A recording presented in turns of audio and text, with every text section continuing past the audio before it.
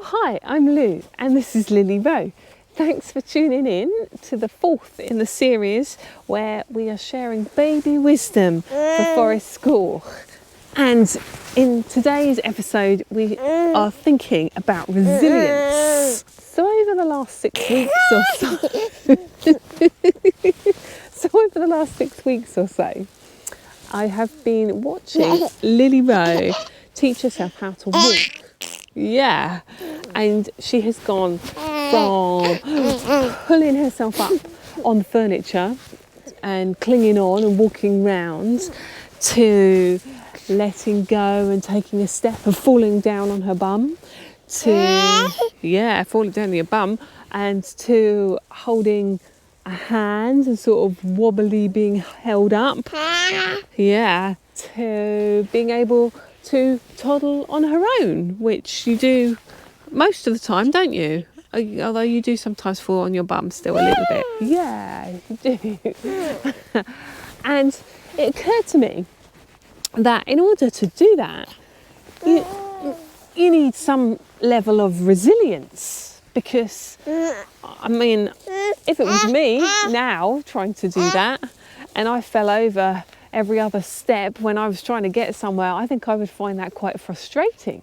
So it made me wonder about resilience and whether it is inherent, whether we are born with resilience and somehow lose it along the way. Because from what I've noticed is Bubba wants milk.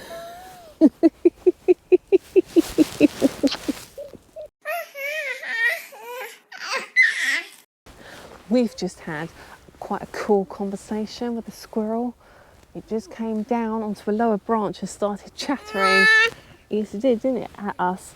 And Bubba chattered back at it, and that was quite cool. And so I've forgotten what I was saying, but I think it was about resilience, and about how I was wondering whether we are born with inherent resilience, that we can naturally cope with stuff when we're very, very little. And I wonder what happens to that as we grow older in our current society. And so you might think, well, why bother about resilience? Why does that matter? Well, of course, resilience gives us the ability to bounce back when we've faced challenges or difficulties. It enables us to kind of roll with the punches of life. And research shows that if somebody has more resilience, they're more likely to cope with stress better. It acts as like a buffer to stress. They're also more likely to perform better academically, which I suppose makes sense if people are willing to take risks and not worry about failing. I feel that you're trying to tell me something, Babs. It's also linked to creativity, because to create something is risky by its very nature. So you have to take a risk to be creative. And it's also associated with sort of better mental health in terms of having a more optimistic outlook on life, so less likely to suffer from anxiety or depression. So being resilient is something that is a desirable quality perhaps to have. It also, of course, is one of the aims of Forest School. It's within the 6 principles. It's in the principle that talks about supporting holistic development, and it says that we want to foster resilience amongst other things like independence and creativity as well. So it's in there as a core part of what we want to do and facilitate at Forest School.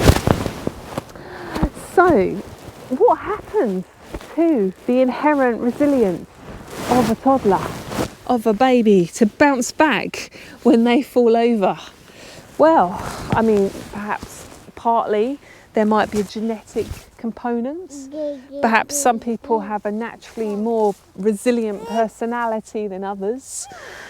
But I would wonder more about the environmental factors and influences, about particularly our judgmental culture that most of us perhaps occupy, and how even from a very young age, through certain parenting styles, and certainly when we go into the sanctions and rewards-based system within schools, how worrying about getting the right answer or the right opinion, or worrying what other people think of us. Do we fit in with our peers? Yeah. You know, are we performing as well as our classmates? You know, being able to compare ourselves to other people. Of course, this continues right into adulthood. Yeah, we're at work, we might compare ourselves to colleagues, to how we're performing. There might be competition there, and perhaps these things, in terms of these judgments, might affect and lessen our resilience to life.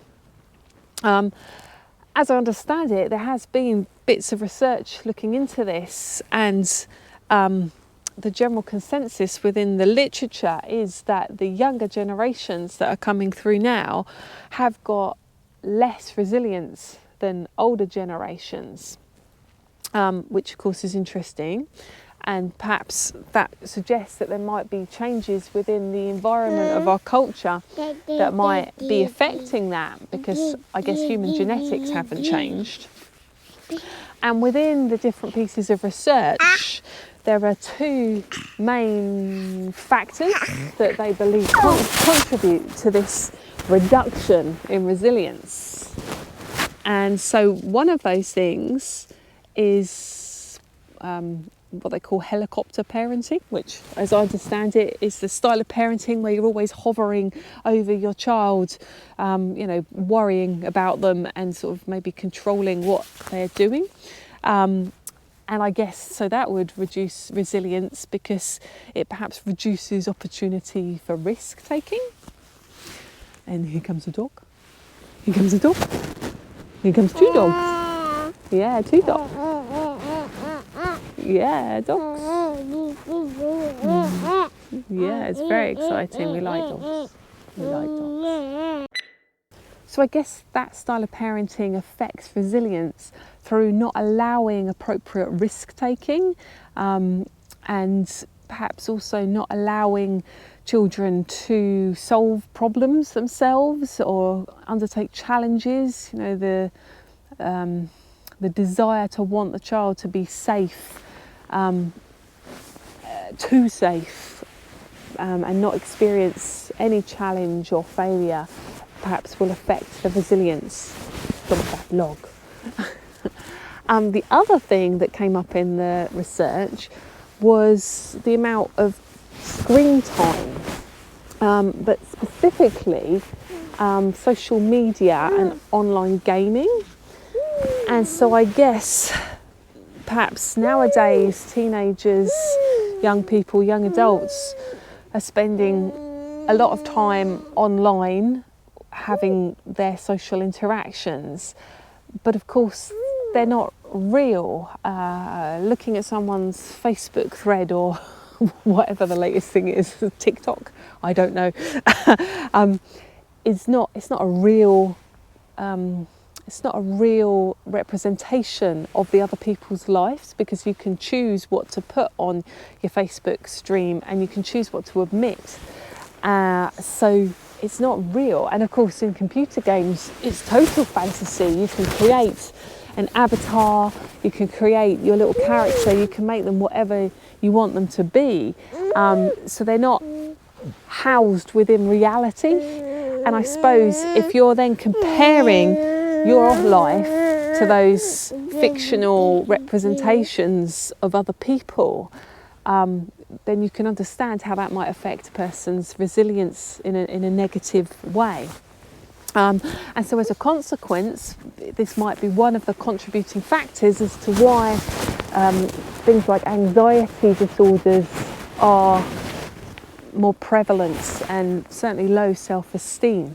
So coming back to Forest School, this is definitely something we can help with, because of course the Forest School ethos is all about allowing children, young people, adults, whoever's coming to the Forest School, to take appropriate risks. It's actively encouraged, as is making their own choices, finding their own way. Of course, we help facilitate that and become a bridge for them if they need a little bit more help and support. But ultimately, we want people to figure out things for themselves and to get to a point of play where they're intrinsically motivating and personally directing what they want to do.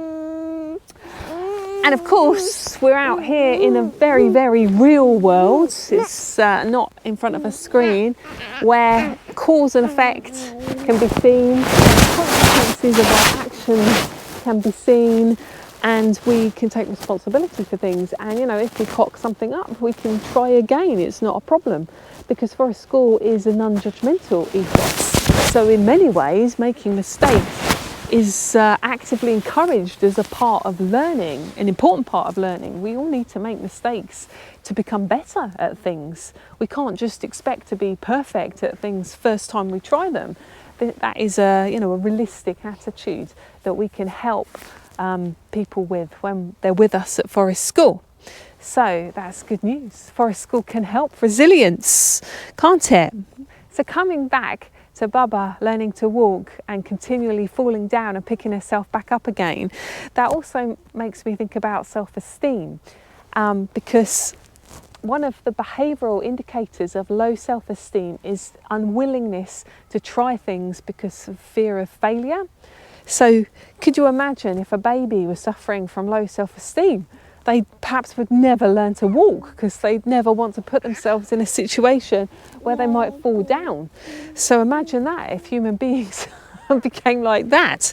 So, it's brilliant that Bubba's desire to investigate the world and the curiosity to investigate outweighs the fear of falling over, isn't it? That's brilliant. That's what we want. And perhaps again at Forest School, that's something that we want to try and facilitate and encourage, that desire to explore and discover, and that massive inherent curiosity that outweighs the possibility of mistakes or failure. But because mistakes and failure usually, as long as they're not massive ones, can be overcome, and they are certainly lessons to be learnt from. So coming full circle, I hope Lily Roe maintains a state of resilience, and perhaps being out here in the woods is the best place to do that. Who knows what will happen when she gets bigger and goes to school, but that's a whole other discussion and a whole other video. Do you have tips on how to support resilience at your Forest School? Do let us know in the comment section below. If you've enjoyed this video, do give us a thumbs up and consider subscribing to our channel so you can join us again in the woods next time. And thanks for watching. Lily Roe's lesson is to be resilient, a quality in babies that's perhaps inherent. Risk-taking, real-world choice is what you need to get your resilience back when you head to the trees.